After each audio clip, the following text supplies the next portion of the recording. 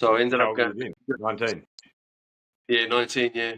And Oh, so then nice. and once again, it's sort of just positional wise, like in the type 5 at 19, it was tough, especially when I had been to the gym. So Yeah. that was another level of competition up. And so that was Yeah.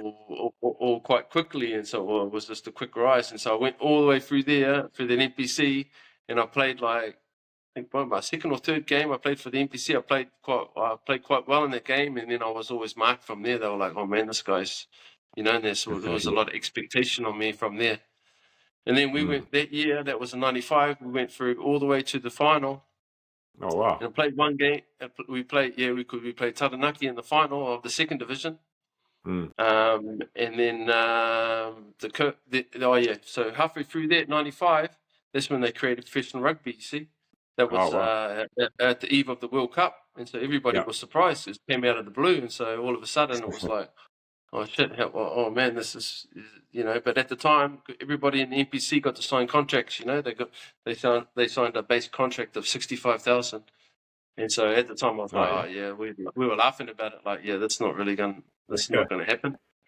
And then at the Yeah, end of that year, I played that one game against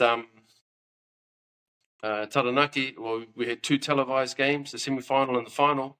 And then I got picked to play for the Crusaders at the end of that year. So Oh, right, wow. they put me in the draft because back then the Chiefs, Northland were in the Chiefs region, and so they had like a lot of good locks. They had like Ian Jones, Mark Cooksley, a couple of other guys that were in there. I think Blair Larson, because I think it was North Harbour, Northland, Waikato, Bay of Plenty.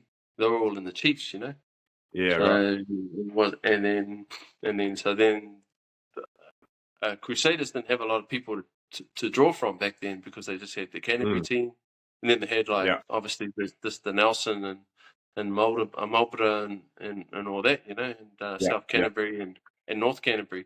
So that's where they picked a lot of players in the draft. That we had a lot of players even from all the rejects from all around the place. And so we went down there, and so that was it. So from within a year from leaving school, not knowing what I was doing, I was for $5. I was earning $5 a week for vacuuming my room to $8,000 a year, within 1 year. So so that was that. That's pretty cool. So you're quite good mates with Norm Berryman. Did he come around that same time with you to the Crusaders? Yeah, so Normie B, he was so he lived up the road from me actually. And so he was from the same club as me, but he had gone to King Country at that time, and I think that he was involved with the Chiefs at that time. I think he was. I think he got. I don't know if he got drafted in that first year of professional rugby. Maybe he didn't. Interesting thing about Norm is Normie was just. It was a little bit like he was a. I don't know how to describe it. He's a unique character, So you didn't really know what you were going to get with him sometimes. So sometimes, like even when he played for Northland, he was a bit of a loose cannon. So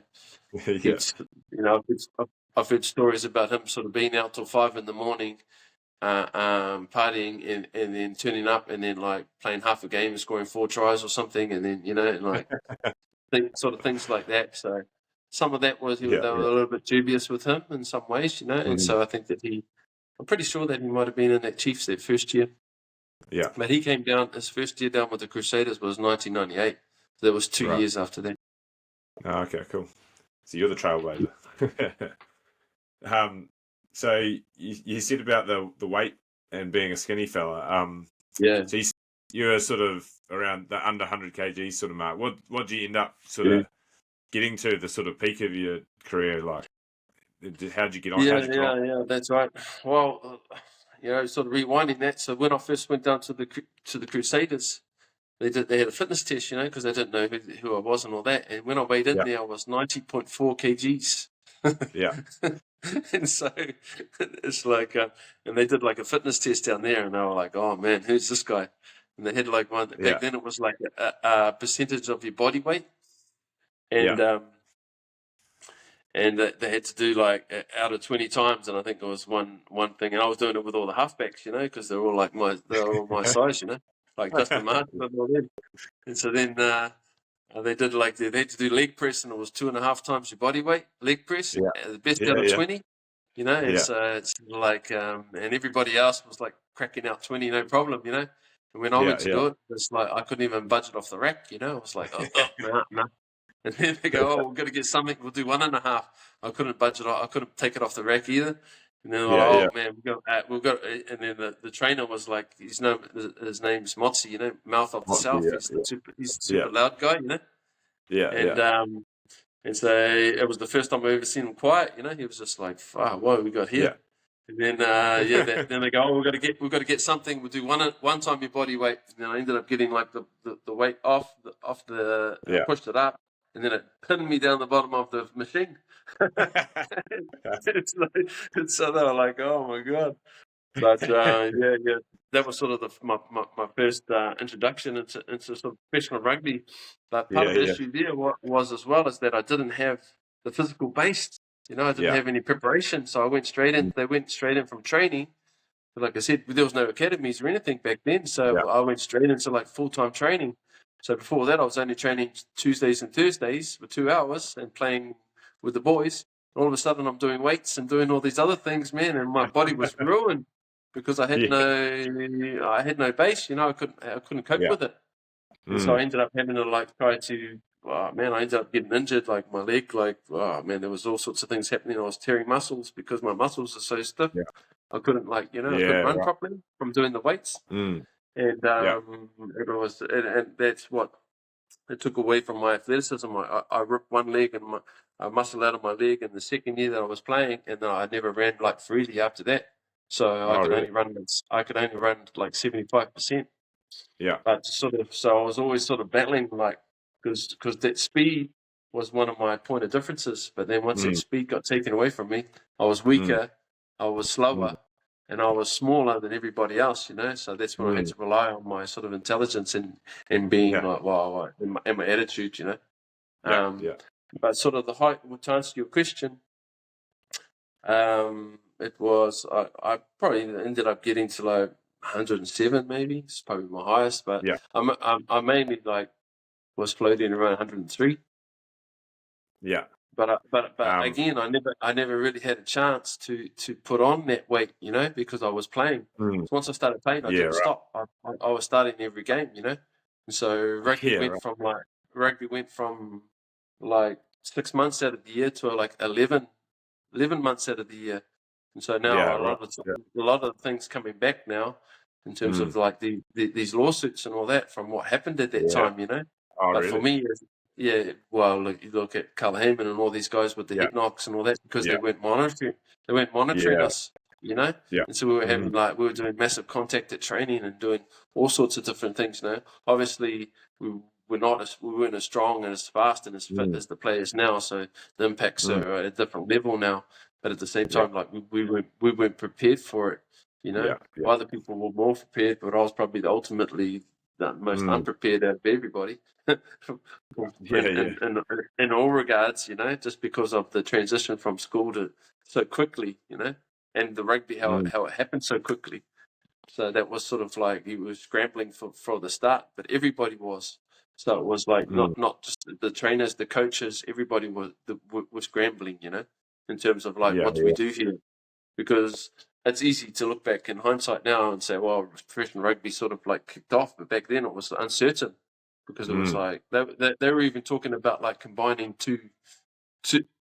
Their first year when we were playing, they go, so if you guys don't perform, us and the Highlanders, we might combine you. We might combine you together, for the next year. Because it wasn't set in structure, So we were like, oh no, half of us are going to lose our jobs, Yeah. Tabai said there was one wee patch where you put on 5 kg almost overnight. Can you tell us about that? do you remember that? I don't know what period he's talking about, but when you put some weights in your pocket, maybe. Oh, okay. Yeah. Yeah, so that was one of the things where I was like, because they used to weigh us when I made the All Blacks and all that, was like I was like hovering around 100 kgs. You know, I was like 99 kgs, and it was like yeah. I was always worried that they were going to drop. I was always worried they're going to drop me because of my weight. You know. Yeah. And so it ended up like they used to weigh us like every day, so I'd like get like some weights and put them down my pants, you know, and sort of be heavier. But the problem is with that is that once you do it once, you have to continue, you know. And so it's sort of like or else you're like dropping weight. But it was And then like your lifting, paranoia for me. then Hey? your lifting percentage has to go up too. Yeah. Nah. They only did that 1 year, I think, but Yeah. they had all sorts of different ways of sort of torture us, man, with the old fitness test. Yeah. Awesome. So when you made that transition to Canterbury, well, actually, we talked to a few guys. So we talked to Tabai, we talked to Matt Sexton, we talked to Ben Blair, Greg Feek. Who else did we talk to? Razor. And they, just to paint a picture of what you are like as a player, as a person rather than just a player. And they had some pretty big raps on you. They all said, this is pretty much a common thread from all of them. They said, one of the greatest team men they ever played with, a huge heart, one of the toughest guys on the field, always brought positivity, great mana and great energy into the group. And then Alistair, you tell us about what Tabai had said specifically.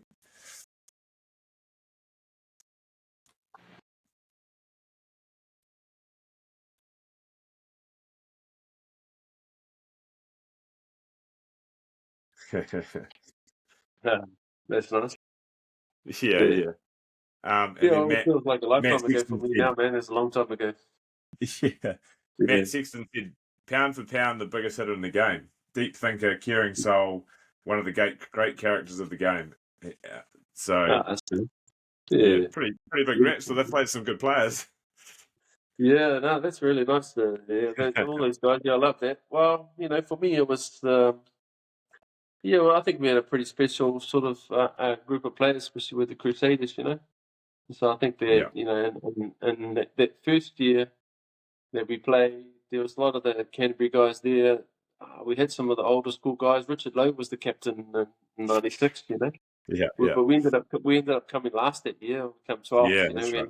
We only won 2 games, and Yeah, then in '97 Wayne Smith came down, you know, and so I think that was a big transition for us. Wayne Smith is a very, as we all know, sort of yeah, recently as well. He's an amazing coach, an amazing person, you know, and so. yeah. For me, I think that he really laid the foundation for like the Crusaders and just sort of the way that we would sort of interact with each other. And one of the big things with sort of Smitty, I think he hated because he was obviously a great player sort of in the '80s, you know, Mm, and maybe late '70s or around the '80s, and so but he didn't like because before then, sort of before professionalism, there was like there was a lot of hierarchy within the rugby, you know. And so, yeah, that there was a lot of, I suppose you could call it sort of bullying, I suppose, especially for the younger players that sort of came in. There was an attitude that you had to prove yourself, that you weren't part of yeah. the group until like the story. Where And you sit so in I the think bus. Smitty hated that, you know, and so he Yeah. wanted to try and have everybody on that same page, you know. So I think a Mm, lot of us sort of, and we were lucky because you had guys like Matt Sexton, you know, which were and Tabs and all those guys that you spoke about. They, this just what they said about me, I could say about them. You know, they had the same mm. sort of. They were a reflection, and those guys were the older guys then, you know, as well. And so Yeah, they sort of, and Todd Blackadder and Stu Lowe, you know, they all sort of welcomed you in, and they did it. It wasn't mm, because we were sort of underdogs back then. We were yeah, the guys that were sort of like just sort of rejects that were all sort of thrown together. Not the Canterbury guys, but everybody else, you know, that didn't make yeah. their own thing. We sort of just had this, and there was an absence of like those egos, you know, and sort of Mm. worked hard. And I think Smitty was, and Gilbert and Oka was there as well, but Oh, yeah. they were a big part of creating that culture, you know. And I think we just sort of, that was a train, and we ended up being like, it was a successful formula, you know? Yeah. And so I think that sort of like success breeds success as well. And so I think that sort of our winning, because we won, like, became second, became middle the second year in 97, and then we won it 3 years in a row, you know, and then the rest is history, you know. But I think that was a big part of it, you know. So it's nice, those guys. We did have some good moments, but the infrastructure was good back then, you know. And I think compared to some of the other teams, and I think a lot of it had to do with that leadership, like the older guys and obviously the coaches, you know. Yeah, And Smithy was probably hit at the time, allowed you to be, you know, be a little bit more relaxed or be yourself, you know. They didn't really clamp down. To me, I was pretty fresh. I was from Northland, you know, so and I didn't really go too far from like my area, so I was a pretty naive guy, you know. So they were pretty good with me, really. But I didn't know how to drive. I was just like, man, rough. I was rough around the edges. I suppose I still am, but I don't know. Yeah, nice.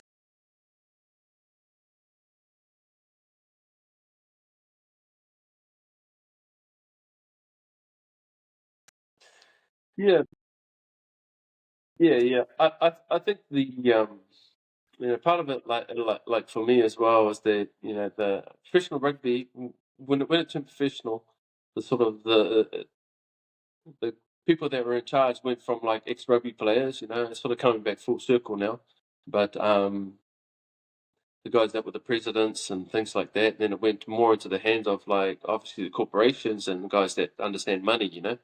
And so they started sort of making decisions sort of based off efficiency and profit, you know, which is sort of, you can understand that, you know, the sponsorships involved and all that. But then they sort of took like without sort of putting like human well-being into it, it sort of ends up sort of transitioning into a colder machine-like product, you know, where after decisions based on that from the top, you know.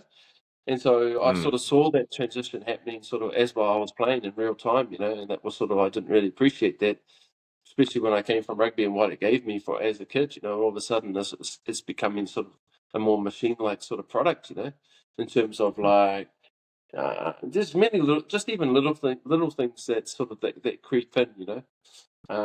It's sort of hard to explain, and so I think that the whole brotherhood thing that you talked about, sort of within that structure, that was what we relied on, you know, because we're getting drained. So one of the things which was an issue was the schedule. So when you're playing so often, I played for 5 different teams in a year, you know, and so it's sort of like you're getting tired. You're so tired that you can't like give your best, you know. You're always injured. And so what sort of happened within that structure? So I started with the Super Rugby. We started with the fitness test at 7th of January, right? And then we had preseason games, and then we had the Super Rugby competition. We went all the way through. And if you're successful, like with the Crusaders, you play semi-final or final, and then like on the Monday or the Tuesday, you get together with your with the next team that you're playing with. You know, and that was obviously there's a representative window there, and so those coaches have been planning all year. You know, they don't care that you've just been through 4 months of like getting like smashed, or 5 months getting smashed with the Super Rugby. You know how difficult that was, especially with the South Africans, especially when you're traveling and it's week after week and you're playing big boys, and then all of a sudden, so then they don't really. The coaches are worried about their jobs. They're worried about their position. They're not concerned about what you've just been through, you know. And so then they take the piece of blood from you, what they need from you, you know. And obviously, as a player, you want to play well. You're proud and all the rest of it. And so you play that you're playing that representative rugby within that middle period, like in middle of winter, and then it starts overlapping with the NPC. So it's the same sort of thing. So the NPC's already started. You're straight in there. You've got the NPC coaches. And we used to play that NPC competition. NPC competition is a hard competition, especially back then, because everybody was there. All the AVs were there. Everybody was there. And then the same thing. If you're a good team, semi-final, final, on the Tuesday or the Monday and Tuesday, you get together for the end of the year tour. And so what's happening is that you're getting drained out, and that's only the elite players, right? And then so the other guys, they're getting the breaks in between, they're catching up. Yeah, So they're not playing representative rugby, so they can get into the gym, they can heal their injuries, but you're not, And so then you're end up in the end of the tour, you're going away, you're playing against these other teams that are like mid-season. You're already got 10 months of rugby behind you, and you've got no sun. You're run down, and then you got 3 weeks off over Christmas. I used to go up north, and my mates used to make me drink like hard. I'd go visit them, and then I'll come back, and the cycle would continue. So one of the things is this that you're tired and you're not enjoying it, and you're always injured. And so that brotherhood that we sort of talk about there, that became very important, because within this structure of corporate, because then all of a sudden all these things come in. You've got to wear this, you've got to say that, you can't do that, you can't do this, you can't say that, you can't be like this, you got to hear, you got to be there, you don't want it, you know what I mean? There's all this sort of pressure.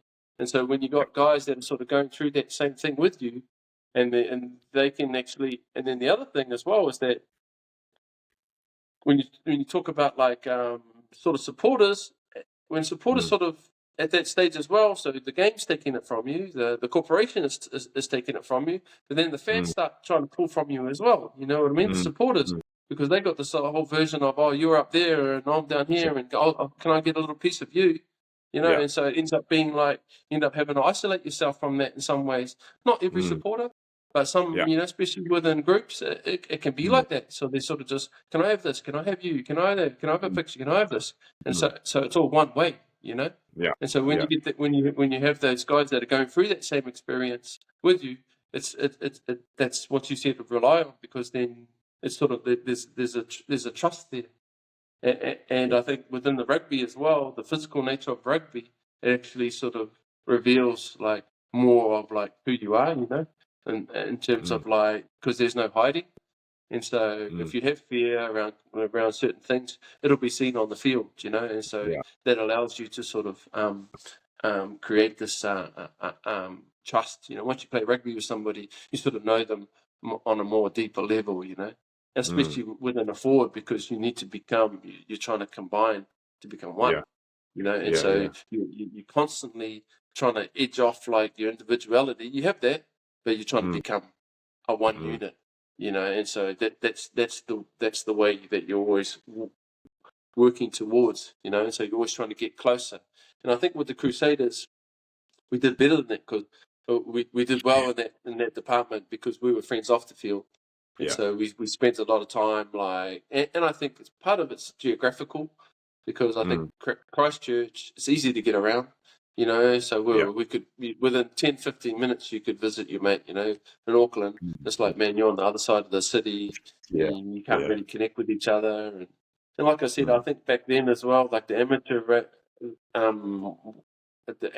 that transition from professional to amateur, we still had a lot of the amateur sort of ways that we sort of bring with us, So we were drinking a lot, and we were always we always partied, we always went out, and so that was another way. It's probably not the most positive way to sort of connect with each other, but that was another bond way of we chose to bond back then. It can be obviously there's a lot of negativity that sort of comes with that in terms of health reasons or having blowouts or whatever it is, but back then I suppose that was the culture, I think there's other ways of doing that. There's probably other ways of more efficiently sort of doing that sort of thing. I don't know what they're doing now to cover that. Yeah, for sure. Do you think that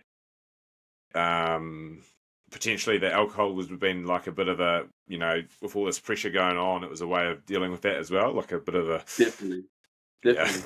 Definitely. But I think that, it's still really prevalent within the New Zealand culture as well, 100%. 100%. So it's like, it's like, well, commiserate, you drink, celebrate, you have a drink. If you're bored, have a drink, it's sort of like, what's the alternative, And I think that's probably, what we need to think about, what's the alternative? What other ways can we do this that doesn't sort of compromise our consciousness, and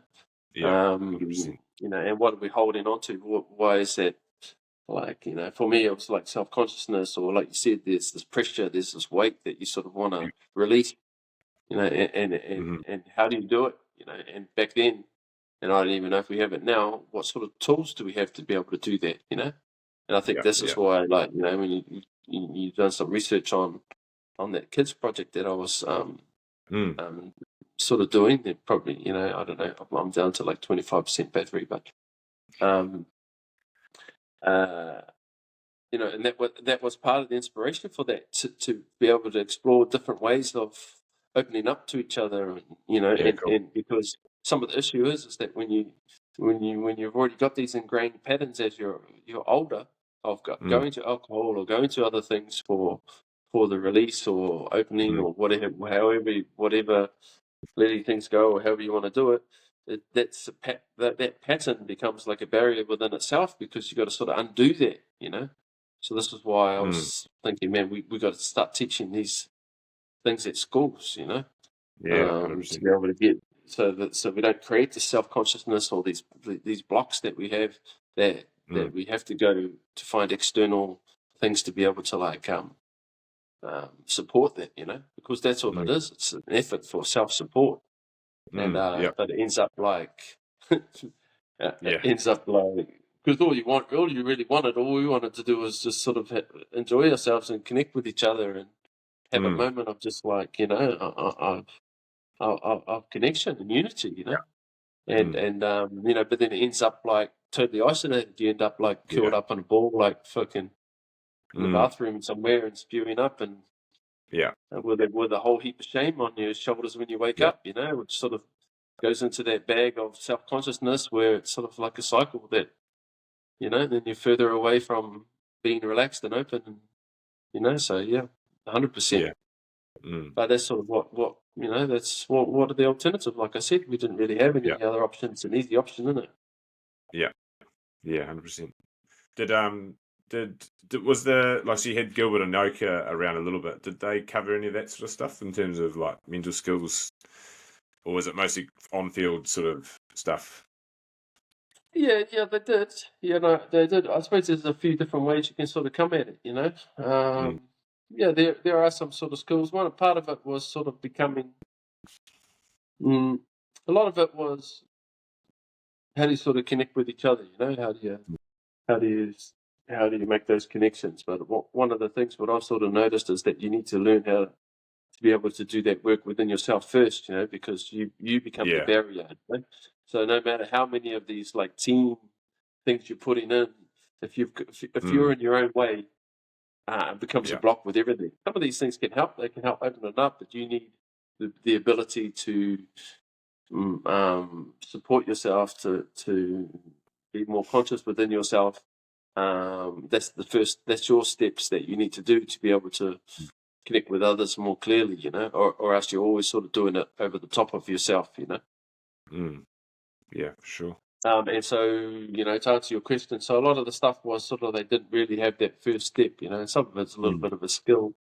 Yeah. It's a little bit of a, I like, I've been interested in yoga lately, doing a little bit of yoga. Yeah. And so that's sort of in its own way, it has its own sort of, it's complete in its own way for that, so it covers all bases. So there's a lot of different things that comes into that can support that individual sort of work that you need to do, Yeah, cool. Nice. So you had a couple of good stories just from some events, games. So Tabai said, even when you're a young fella, you inspired the lads through your actions, being a physical, courageous player, flying into massive yappies on the high veld. Said the boys looked around at each other and just went, fuck, let's follow this young lad. And you gain massive respect among the team. Yeah, it's nice. Did you? Yeah, well, it must have been pretty. Like, how old were you when you first went over to South Africa and played that sort of international? I know it's not the All Black stuff yet, but so that's at that same stage, man. So I was like, so I was that first year professionalism. I was coming in. I would have been under 20s then, so I would have been 19, 20 when I would have gone over there. So it's that same sort of thing. I think part of that, like physicality, that was the only way that I sort of enjoyed playing the game. I like to do that. That gave me a thrill. That was exciting for me. And that was I like to make an impact, you know. I didn't like to play like a boring style. So yeah, I don't know. I think we had a few players like that, you know, but I was a little bit crazy, I suppose. Not really thinking ahead too much. But you know, there's a few things that sort of went into that motivation. Part of it was just like, yeah, it's just I like the battle, man. I enjoyed that. You know, I like the physical side of it. Nice. I like testing myself in those situations. That's part of my MO, I suppose. Nice.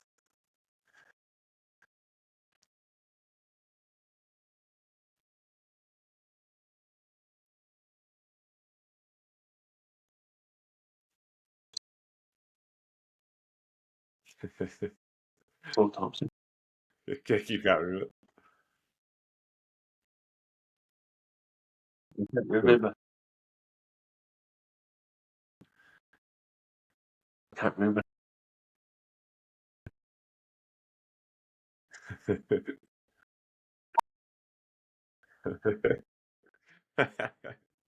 No, I don't even remember that.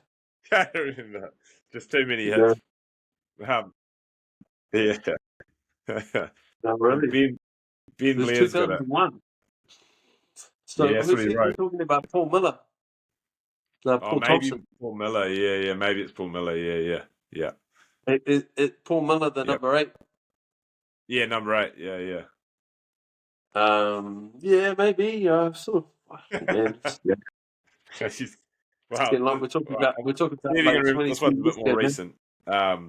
Ben Blair talked about 2004 when you're sort of a bit later on. Yeah, you went to Bay of Plenty to challenge for the Shield. He said at that stage your body was pretty wrecked. Yeah. So much so you weren't really even training during the week. You just got by Nah. to get there on the Saturday. But early in the game, you smashed, like, just completely leveled their talisman and their skipper, Wayne Ormond, and just said a full horizontal hit. And then the boys were like, right, we're on here. No, unlike the other one, I remember that one. I remember it because I felt like I thought I dislocated my shoulder. Oh, really? But yeah, because that was that was an interesting one because that I'd taken a year, 6 months off, traveling around the world, you know, and Oh, really? so 2000 after 2003, disappointed I missed out on the World Cup, which was like painful, man. I felt like I sort of deserved to be in that team, but that's a long story. But so I had a lot of disappointment. So I decided to put my backpack on and cruise around the world, you know. And so that when I came back 2004, my body was never the same because when you stop, man, you just like everything just like seizes up, you know. So that was one of my first games back. And I remember the guy sort of if somebody runs straight up like that, he just got the ball and ran straight, you know.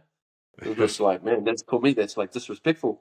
And so so I sort of came flying in, and but I remember it hit me. I don't know if you've ever had like if you hit like the nerve in the shoulder, it's good like a stinger or something like that. I remember my shoulder, so I couldn't feel it. Just the whole thing just went numb. You know, when I was lying on the ground, and then I was thinking, oh no, I popped my shoulder out. Something's happened, you know. And then I remember just lying on the ground. Then I heard the crowd like starting to like be like, good job, you know, to me. And so I stood up, like, and I remember I had to go to the scrum, and I couldn't even put my arm around like the other guy. I had to like use my other hand to like put him around there. But as soon as I moved my arm a little bit, I was like, oh no, it's not dislocated. You know? I remember that. But then after that, I was like, oh, I don't know if I can do that anymore. So I needed that year. That year in 2004, I had to adapt my game again because my body wouldn't cope with it. And so every time I did something like that, it would like something drastic would happen to my body where I couldn't move, I couldn't function. So I needed to learn to be more intelligent, and so that was another evolution in my a forced evolution in my playing style, you know. But that was the only big hit of that year. I was like, oh no, man, I can't do the same thing anymore. That's funny how these guys remember these things, eh? Yeah. Benny Blair was he's my favorite player, man. Is he? Yeah. He's one of these guys that he was just like, because he reminded me of me in some ways because he was 75 kgs, you know, and He's so tiny, yeah.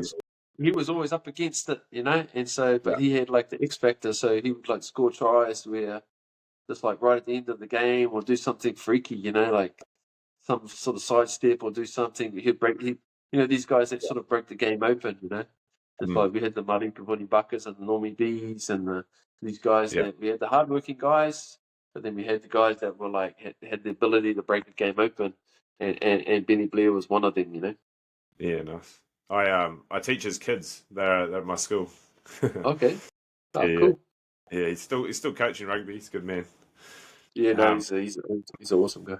yeah. Before we could talk about the All Blacks, can you tell us about you played New Zealand Māori and you were Māori Player of the Year, I believe. Can you tell us a little bit about that sort of environment and how it's different to other teams and what made it so special? Yeah. So, um, yeah, Māoris, like the thing is, I was, like I said, I played rugby league, so that's predominantly Pacific Islanders that are playing that, you know. And the area that I'm in too was more more Māoris there than anything, you know. So most of my coaches growing up were Māoris, you know.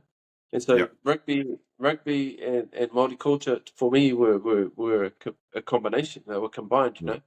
And so this is why sort of when I went down to Canterbury and went into that sort of environment, it was like, whoa, this is a whole different environment to what I'm used to. Yeah, Just yeah. in terms of like I don't know, I suppose it's difficult to sort of describe it. It's more like a sensation, I suppose. Like with the Māoris, they're always like training hard, you know. Was training hard, do the job. Yeah. Do the job, do what you got to do. The trainings were probably harder in some ways, but wasn't as structured. It wasn't as like hyper organized as like the Crusaders or with the All Blacks, you know. And so one sort of example for that is we used to have like a thing around like timing, you know. So at the start of the year, you do this thing, and so they're very very strict with timing. And so, say in the professional environment, so especially even with the All Blacks or the Crusaders and the All Blacks, or I suppose with any environment, so they used to have like a fine. You know, it would be like, well, if you didn't 1 year with the All Blacks, it's like if you're late for anything, you get fined $1,000, and then you get dropped from the 15. You know, and so you got to remember, it's not like a 9 to 5 job.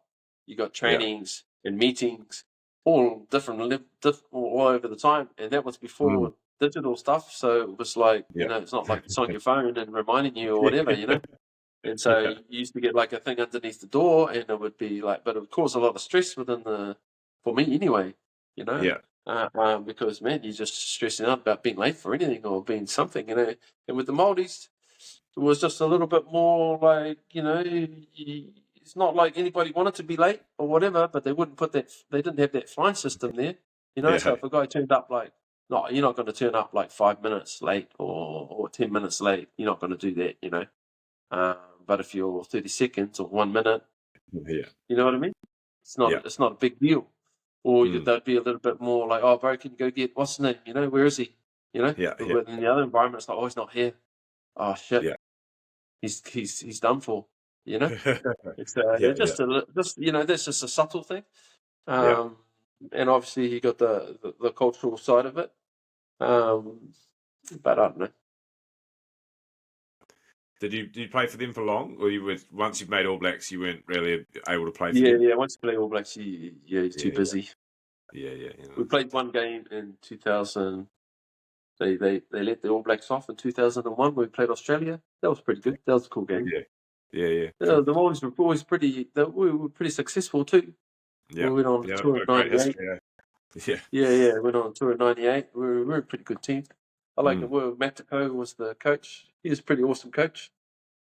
Yeah. I just remember, I remember one. I won't go into details, but I ended up having a blowout one night, and and I just remember how he addressed it the next day, because usually if it's if it's in the other sort of other environments, you got all these protocols you go through. You go talk to the manager. You got all this thing, man. You got to do this and that, and it's all pretty serious. And the way he did it, he made me. He was like, "Oh, I didn't hear about it." He said something, but I didn't hear about it. You know what I mean? It was sort of like it was enough to give me the message. Well, he didn't appreciate it, but he wasn't going to put me through. He wasn't going to put me through the ringer, you know. But I was already like pretty fascinated with it as well. Like, Yeah. Wasn't feeling good about it either. So yeah. Nice. So, what year was it when you first played the All Blacks? And what was that like to change from kept the Super Rugby to that next level? yeah. Well, it's well, obviously it's a boy's dream, isn't it, to play for the All Blacks? And so it was something that I never thought I'd play for the All Blacks when I was younger, you know. It wasn't until, like I said, when I started playing for Northland and all that, when everybody else was saying it to me. Everybody else was saying, "Oh man, this guy's you're going to make the All Blacks," you know. But then when you don't make it, it's like when you haven't made it yet, it's like this sort of what's that to you, you know? Yeah. But so making it sort of like, in some ways, it's obviously it's a huge honor, you know. It's something that like it's incredible. It's an amazing sense of achievement, especially when if you put a lot of your life into it. You know, you put a life. Once you're in there, it's all the professional rugby was all encompassing. It's something that, you know, I didn't have a lot of other time for anything else. You know, so when you sort of make that goal, I suppose it's sort of like it's something that I don't know. It's an interesting thing. It's quite interesting because it sort of reverberates all the way through. You probably wouldn't be talking to me if I didn't make the All Blacks now, you know. Yeah. I recently just went and did like a speech at this dinner in the Caribbean, like British Virgin Islands, and it was like they wanted the next All Black there. It was like, you know, it's crazy to think about, like, you know, something you did like 20 something years ago, and still reverberates to this day, you know, in some ways. You know, but for me, like in terms of the sensation, it was more like I was stressed, you know. It was like it wasn't like I felt good, but I was pressure was on because it's like, man, I could easily like play like shit, and then I could be like your All Blacks could be like 20 minutes, you know. That could be your All Black career. It could be like 10 minutes or not even that, you know. I remember Kupu Benisi there were 6 of us that debuted in 1999. It was Greg Feig, Darryl Gibson, Dylan Mika, Kupu Benisi. And I think it might be maybe, was it Peter Latini or I can't remember the other one, but but Kupu he never played a test match, so they played one game. I think we played like a warm up game. He played that one game. He had an awesome season, and then he never played again. You know, so this is sort of like this is the pressure that you sort of, you know, just because you made the All Blacks, that's just the start of the opportunity. You know. And so, and then when you're playing for the All Blacks, it's like, well, man, the weight of history is like incredible, you know, because you don't want to let that jersey down. And so, it's a great honor, it's awesome, but then it's just like, man, I'll shit in myself.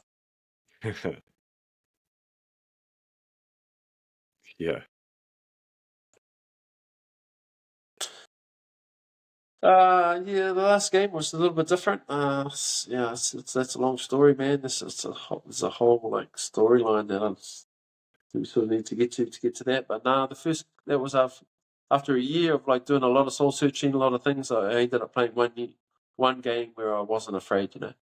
That was the last test match, but I knew that was going to be my last game, so I didn't have to impress the coach. I didn't have to impress anybody. I sort of just went out like how I wanted, you know. And so, I wasn't carrying that like repercussions with me, you know. There's a lot of the problems of the repercussions. You're afraid of the repercussions. You're going to get dropped. You're going to get ridiculed. You're going to get, you know, this and that. And so when you sort of take that away, you're sort of free to be like, man, this is what I got, and this is what I'm doing, and you know.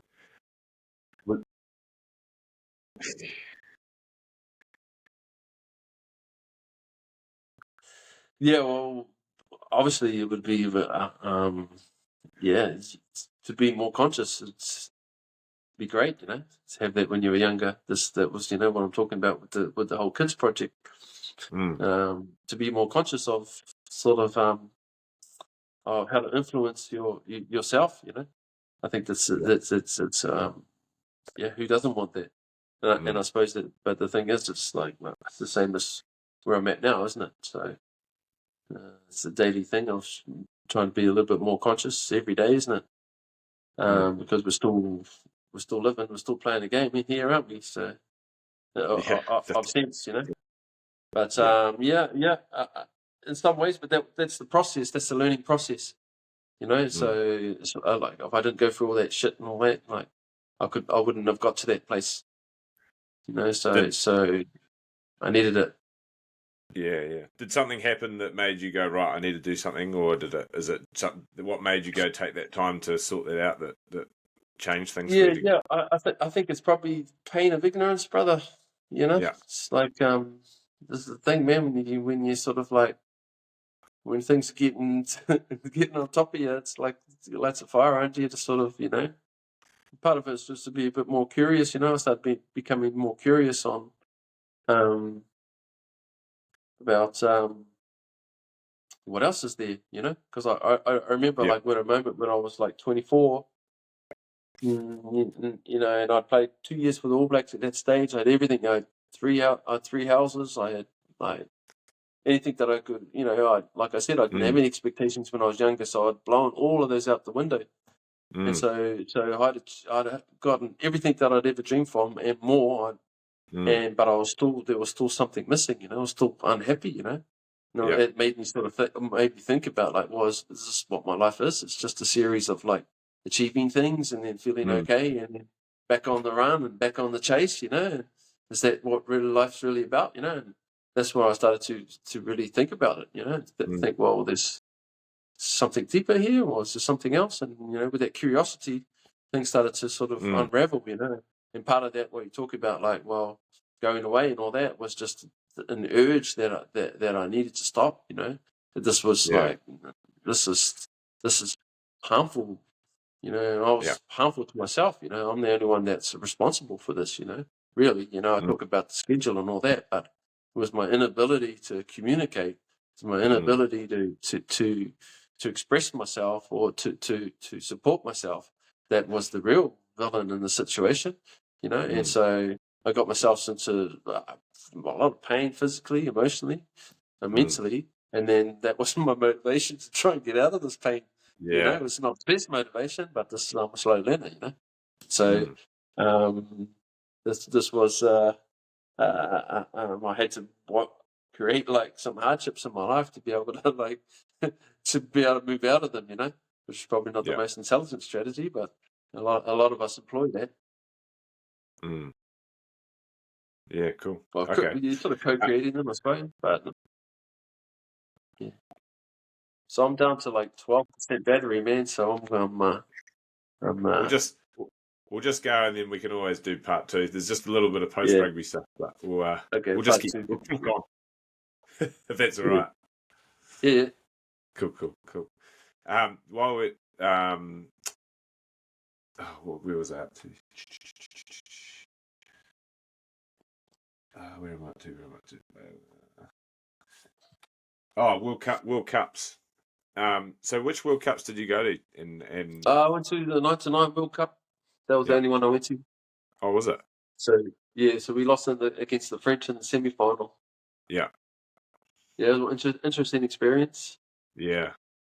That expectation, is that just grow up a level when you go to World Cup? Yeah. So that was one of the things, So that was interesting thing, because you don't know what it's like until you're there, You can't really prepare. It's one of those things where you can't prepare for it until you're there. And so this is the interesting part about like the World Cups, and just because there's so many eyes, there's so much. Yeah. If you think about it, millions of people's eyes are on you, And so you got millions of people's thoughts, millions of opinions, sort of like all narrowed down to like one period of time. And it's sort of like, and in expectations, like we were going to blow these guys off the paddock, but then when expectations meet reality, they don't really match up, because expectations is like a mental construct. It's not really it's not reality itself, you know. Yeah. So when those things aren't matching up and you're involved with it, and you're like, "Oh, hang on, what's happening here? This is not supposed to happen." And then you don't have the tools to be able to influence that. You all go into your own little patterns, you know. You go into these unconscious tendencies, and so that's what happened to us that year, you know. That within that, we sort of all went into, and in a team sport, when you're going into your unconscious patterns, you end up becoming an island, you know. So that was one of the experiences I took away from that 99 World Cup. We were all young, you know. What was I, 23, 22, 23? Yeah. And a lot of us were young that year because of 98. The ABs like lost 4 games in a row. You know, they had all the old school guys there, and so they tried to revamp. And then some of the issue was that, you know, with the cutthroat sort of New Zealand way of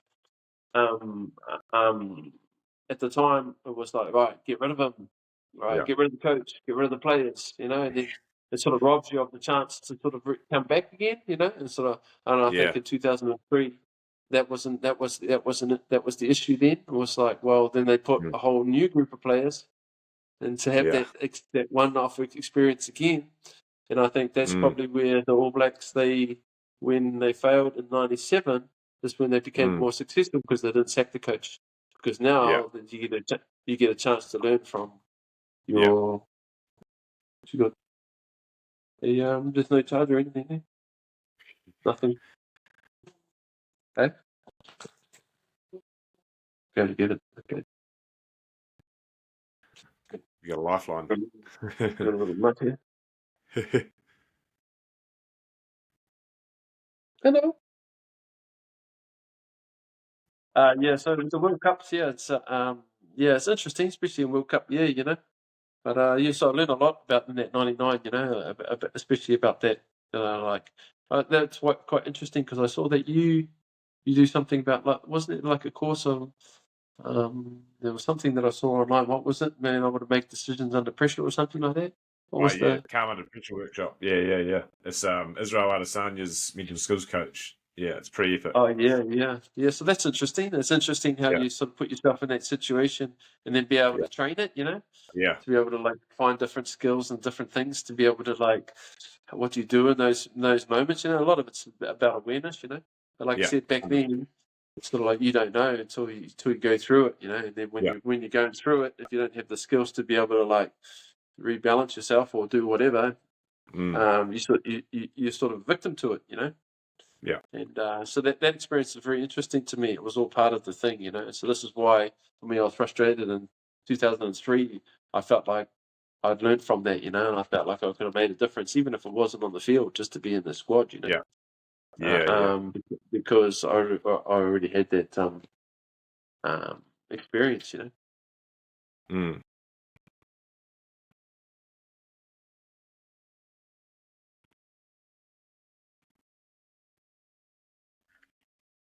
Yeah. Yeah. Yeah.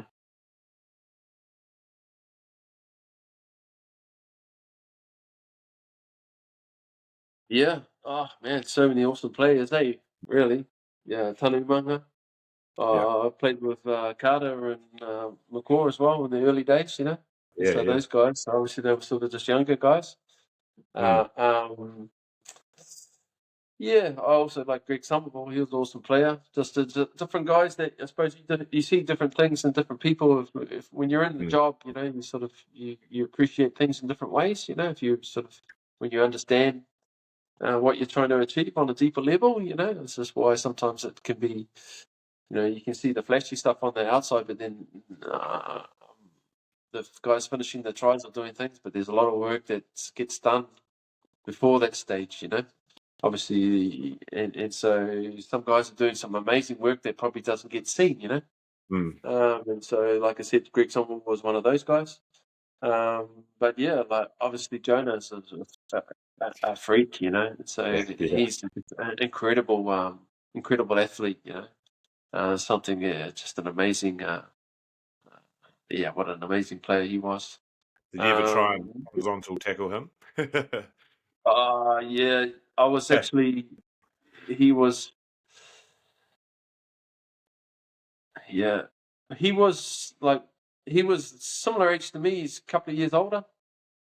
Yeah. I actually played him at school, so I played him when I was playing schoolboys, and so he was coming up through the ranks, But he was playing. I actually marked him in the line-out one time because he was playing. He's a number 8, eh? He was playing lock number 8. Yeah. Oh, like And but I went to tackle. First time I went to tackle him, it was just like this was when I was at school.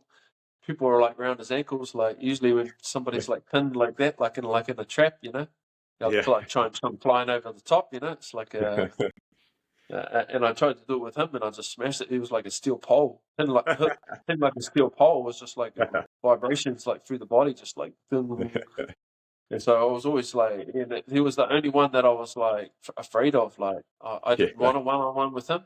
It was like no, because just just like physics wouldn't work. He would just like snap. And with my pride, I would have to have a go, and then he would snap me in half. But I ended up getting. I gave him a couple of cheap shots. I think like with 2, 3, 4 guys like around him, and I sort of come flying over. But I never really impacted him at all, and I didn't have enough weight. It's just a physical impossibility. Yeah. But I heard Josh Kronfeld on a podcast the other day, and he said he put the perfect tackle on him. Felt like he folded him in half and like was just smoked him, and then just saw him go into the post like unfazed. Yeah. Well, that was one of the things. Like I remember, like when we played with Canterbury against like Wellington, sometimes he like if you got a scrum like anywhere from like the 22 or whatever, on your 22, it's like wow, man, Jonas gonna score, It's like. But then you can't get upset about it. It's sort of like you just have to let it go because it's like, oh man, what can you do? You can't do anything, Especially if you got like a Patasawala, we had like smaller guys against him, It's just like you can't blame them. You can't be like, if I can't tackle him, you're not going to tackle him. You know what I mean? Like it's all right, man. It's just more consoling each other. Like it's all right, man. What else can we do? Just try and keep the ball away from him. Just try and keep the ball away from him. But it's just I don't know, man. Once in a generation talent he was, What Greg Feek said, he asked, he asked, what happens when you eat too many baguettes in France? Oh, it's funny. Yeah. Can you enlighten us? We haven't got time for that, man. We're going to cut out. I'm going to cut out. Maybe we're going to do the old. Maybe we have to do it at part 2, brother. Yeah, probably. That's all good. Are you about to cut now?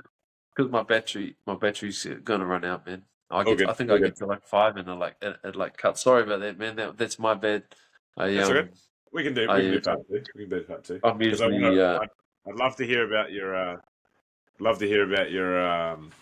Your project. So we'll do that. We'll organise a time soon. Yeah. Okay. Yeah. Sweet. Wicked. Yeah, no, that's all right. Thanks so much. That's all good. Yeah, I don't mind. I enjoy talking to the boys, but sorry about that. It's just my I think my missus she's going away to get the charger, but I think she's going to be too late. All good, bro. No worries. We'll I think he's telling it as a story. It's a I don't know. It's a reasonably funny story, but yeah, we'll save it. We'll save it for next time. No, all good. Well, and even if you guys want, if you want to think about anything else, but part of it is like I think one of the things for me now too is like I do some work with like just to set it up for last time, might as well for next time. So one of the things there recently I've been like doing some work in India, like with like a rugby club there. Yeah. So their rugby club there is what I talked about before in terms of like how professionalism starts to become like a cold machine like product, It sort of starts creating distance through like the supporters and the game, and it's sort of I think that's where we're at now. And so this club like in India, it's an interesting club because they use rugby as a vehicle to support like needy children, like underprivileged children. And so then what they do is they go around and they go to like do different community like trainings around the city of Kolkata and Bengaluru Yeah. as well. And so they'll go to these impoverished like communities, and they'll put on these like touch games and training games. And then the kids that's sort of more interested in rugby, they'll get involved with the rugby club, and then they'll get them insurance, which supports them to like with their health, and they identify like needs within the community, and they support like the needy families and different things like that. So the concept of it is that they want to create sort of well-being through rugby, and so that's their intention. Yeah. And so it's interesting for me because with that intention, like obviously it's a whole different thing because of the needs, and also just the there's obviously a lack of professionalism there. And so what's interesting to me is that they have like their intention is well-being. So with that intention, 100% of the people can benefit from it. So with high performance or whatever, if it's only a very small percentage of not even a percentage of people that really benefit from it, And so for me, I think that's what we need, like in the professional era and some of these bigger unions, is to bring that well-being back within, to bring it in on the same stead as performance, and so have them like side by side. Because when we miss that, it's like we're missing the big picture, Yeah. So. I think that's something that we same thing in India for cricket. There's a mate of mine started a foundation in India through cricket. Okay. Yeah, same thing. Cricket, yeah. Pretty cool. Yeah. And they're obviously a different kettle of fish, and they got needs, but we got needs in our countries as well. It's just and less obvious. But all it is it's just priorities. Because we put it as a priority, and then we find out ways of doing it. As we're creative, but we need to put it up there at the same as the technical, same as the physical, on the same importance. And I think it can work together. Yeah, 100%. Yeah. Cool. Okay. All right. We'll dig deep into that next time.